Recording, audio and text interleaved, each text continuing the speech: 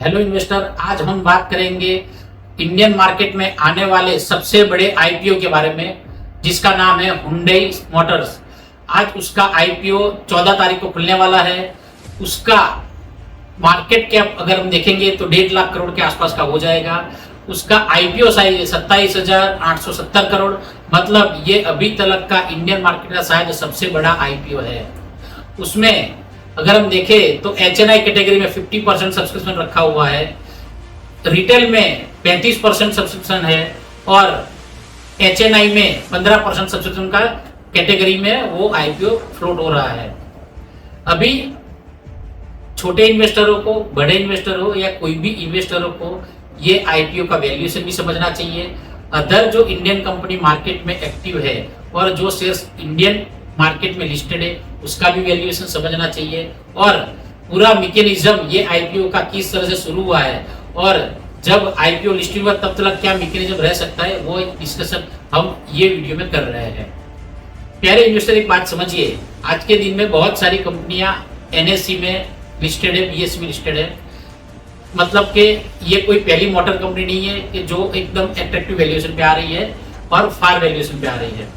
अभी ये जो हुंडई मोटर्स का आईपीओ जो है उसकी अगर हम बातचीत करें तो उसका 2022 में प्रॉफिट था 2900 करोड़ रुपया। 2023 के मार्च महीने का उसका प्रॉफिट था 4700 करोड़ रुपया और 31 मार्च 2024 का उसका प्रॉफिट था 6060 करोड़ रुपया। मोटा मोटी उसका पहले अगर मैं 22 से 23 का सीएजीआर देखता हूँ तो उसका सीएजीआर था 62%। 23 से 24 का देखता हूँ तो 28% पे आ रहा है और 24 से अभी पूरा साल हुआ नहीं है।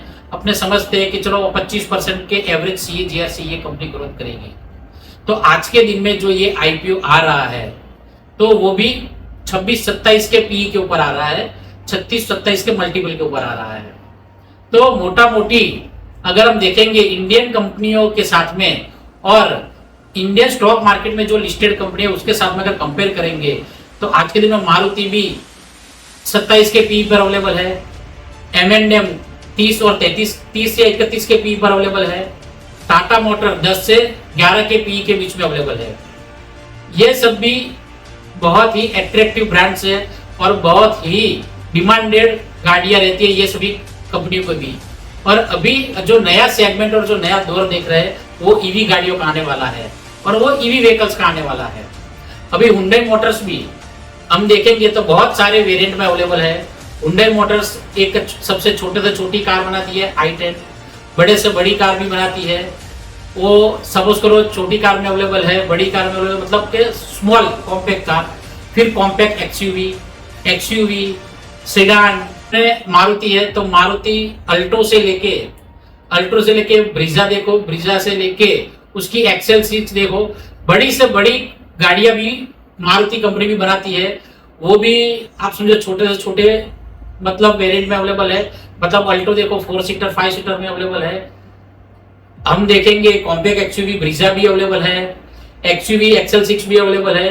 तो आज के दिन में मारुति ने भी बहुत सारी वेरिएंट को भी लॉन्च कर दिया है। उसके अलावा इको पैसेंजर व्हीकल में भी वो अवेलेबल है। तो मारुति भी एक अच्छे लेवल पे अभी स्टैंड कर रही है। उसके बाद में बात करते हैं M&M की। तो M&M और टाटा मोटर आज जो गाड़ी के मार्केट में, कमर्शियल व्हीकल के मार्केट में, पैसेंजर व्हीकल के मार्केट में ये दो कंपनियां जो धूम मचा रही है, शायद उसकी कंपटीशन में मेरे को ये कंपनियां नहीं लग रही है। अब M&M की बात करें तो M&M छोटे से छोटी कार से लेकर बड़े से बड़ी कार बनाती है। सीडान, एसयूवी में तो सबसे ज्यादा आज के दिन में उसने मतलब महारत हासिल किया ऐसा लग रहा है। एक्सयूवी 300 देख लो, एक्सयूवी 500 देख लो, एक्सयूवी 700 देख लो और तीन वेरिएंट में मतलब एकदम एक्स्ट्रा ऑर्डिनरी परफॉर्मेंस चल रहा है। पर उसके अलावा ट्रैक्टर बना रही है, उसके अलावा फार्मर्स के लिए जो भी व्हीकल्स काम में आते हैं वो बना रहे हैं। उसके अलावा इंडियन गवर्नमेंट को भी वो जीप और वगैरह व्हीकल, जीप है, बस है, वो सब सप्लाई कर रही है। उसके ऊपर इलेक्ट्रिक बस, इलेक्ट्रिक जीप और वो सब भी वो गवर्नमेंट में सप्लाई कर रही है। उसके ऊपर देखें तो आर्मी में जो भी व्हीकल्स चाहिए उसके भी बड़े बड़े ऑर्डर्स M&M को मिल रहे हैं। तो मतलब वो जो 30 के पी पर अवेलेबल है, हो सकता है आने वाले 2 क्वार्टर या 3 क्वार्टर या 1 साल में जो भी उसके रिजल्ट आएंगे वो 30 का पी वाला अगर यही का यही सेल्स प्राइस रहा तो हो सकता है कि उसका प्रॉफिट इतना बढ़ जाए तो 15-20 के पी पर आपको दिखने लगे। और उसके आगे अभी बात करते हैं टाटा मोटर की, तो टाटा मोटर भी वैसी उसी की तरह हर एक वेरिएंट में अवेलेबल है। टाटा मोटर के पास जो आज के दिन में वेरिएंट है वो शायद वर्ल्ड की कोई कंपनी के पास नहीं होगा ऐसा दिख रहा है। वो नैनो, जैगुआर, रेंज रोवर ये सारे ब्रांड वो खुद के नाम करके बैठी है, मतलब छोटे से छोटे और बड़े से बड़े लेके बड़े ब्रांड उसके पास है। उसके ऊपर पैसेंजर व्हीकल, उससे ऊपर छोटे जो सिटी में जो सिटी के अंदर जो ट्रांसपोर्टेशन के लिए जो गाड़ियां लगती है वो छोटे से छोटे गाड़ियां बनाती है, बड़े से बड़े ट्रक बनाती है, वो भी आर्मी में सप्लाई करती है, गवर्नमेंट को भी सप्लाई करती है। टाटा सफारी सब जानते हैं कि सबसे मतलब अगर आपको कहीं पे भी दूर पहले अगर हम देखें तो कोई हिल स्टेशन पे जाना हो, कहीं पे भी जाना हो तो उसकी टाटा सफारी बहुत फेमस कार थी और आज भी फेमस कार है। तो टाटा मोटर भी इतने सारे वेरिएंट में अवेलेबल है। तो हुंडई, मारुति, टाटा मोटर और ये M&M का अगर हम वैल्यूएशन देखते हैं तो आज के दिन में हुंडई का वैल्यूएशन कोई इतना एट्रैक्टिव वैल्यूएशन नहीं है जिसपे हमको भर भर के पैसे लगाने चाहिए। हाँ, आईपीओ अच्छा है, छोटी बहुत एप्लीकेशन करनी चाहिए। तो एक अगर रिटेल एप्लीकेशन करते हो या 2 लाख की एप्लीकेशन करते हो तब तक ठीक है। भर भर के रिटेल इन्वेस्टरों को और बड़े रिटेल इन्वेस्टरों को अट्रैक्ट होने की नहीं दिख रहा है, क्योंकि उसका दूसरा एक कारण मैं बताता हूं। जब आईपीओ आने वाला था उसके 15 दिन पहले या 20 दिन पहले ग्रे मार्केट में उसका प्रीमियम 1000 रुपया चल रहा था, उसके बाद में 800 हुआ, फिर 650 रुपया हो गया।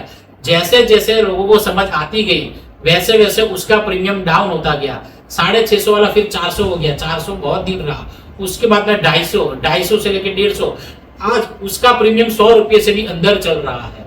तो मतलब कि ग्रे मार्केट में इसका प्रीमियम जब से खुला है तब से डाउनवर्ड में ही ट्रेड कर रहा है, एक भी दिन अपवर्ड में उसने ट्रेंड नहीं किया है। और वही ट्रेंड डिसाइडर होते हैं जब आईपीओ का काम होता है, क्योंकि हर कोई आईपीओ खुलने से पहले ही बड़े इन्वेस्टर मार्केट से शेयर उठाना भी शुरू कर देते हैं, ग्रे मार्केट में एप्लीकेशन उठाना शुरू कर देते हैं और उसको फैंसी कर देते हैं। तो आईपीओ मतलब बहुत बड़ा सब्सक्राइब हो जाता है। आज के दिन में अगर आईपीओ की साइज भी देखे 27,870 करोड़, तो वो कोई छोटी साइज नहीं है, बड़ी साइज का आईपीओ है। 50% भी पकड़े अगर क्यूआईबी का भी तो भी 14,000 करोड़ से ऊपर का हो जाता है। अगर 35% में रिटेल इन्वेस्टर का देखता हूँ तो भी 9,700 करोड़ मतलब मोटा मोटी 9,800 करोड़ के आसपास का उसका मतलब डिमांड है। और रिटेल में देख मतलब रिटेल एचएनआई और एचएनआई में देखें तो उसका 15% का डिमांड है, तो वो भी मोटा मोटी आप देखेंगे तो 4 से 5,000 करोड़ के आसपास की वो डिमांड हो जाती है। तो अगर हम देखते हैं तो मोटा मोटी 27,870 करोड़ का उसका आईपीओ, उसमें ये बड़ी बड़ी एप्लीकेशन की डिमांड और इतना कोई भी एट्रैक्टिव वैल्यूएशन नहीं है। हाँ, अगर उसकी प्राइस बैंड जो अभी 1865 1960 के बीच में है, अगर वो 1265 और 1360 के बीच में होती तो हो सकता है कि 25 से 30% अपने को डिस्काउंट में शेयर मिल रहा है और आगे और भी फैंसी होता तो 20-25% ऊपर खुलता, तो मोटा मोटी वो प्राइस बैंड अगर होती तो वो एट्रैक्टिव वैल्यूएशन था। मेरे हिसाब से इसमें ये आईपीओ में बहुत बढ़ चढ़ के पैसा लगाना नहीं चाहिए। अगर ऊपर खुल भी गया तो 20 से 25% से ज्यादा का एप्रिसिएशन नहीं दिख रहा है और डीप में खुल गया तो 25 से 30% डीप भी खुल सकता है। तो इन्वेस्टर्स को मैं ये समझना चाहूंगा, कभी भी एट्रैक्टिव ब्रांड को देख के भी अट्रैक्ट नहीं होना चाहिए। इससे पहले हमने पेटीएम भी देख चुके हैं और बहुत सारे ऐसे ब्रांडेड आईपीओ भी देख चुके हैं जिसमें कई बार इन्वेस्टरों ने मार खाया हुआ है। उसमें एक ऐसा एसबीआई कार्ड भी था, वो भी सबको याद होगा, और ये हुंडई मोटर्स है।